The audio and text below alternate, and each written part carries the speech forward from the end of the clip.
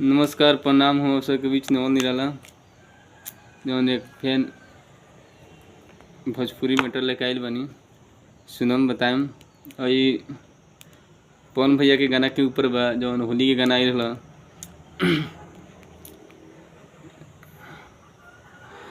आंसू होली मेरे यारवा फलाना बहु फरार भइली ओकरे ऊपर ही गाना हम लेके आइल बनी सुनम बताएम। आई सुनावा तनी। केहू न जानल सुनो ओकर बहाना जान गइल गौआ त करेला हाला। केहू न जानल सुनो ओकर बहाना जान गइल गौआ त करेला हाला। टोला में कांड बरियार हो गइल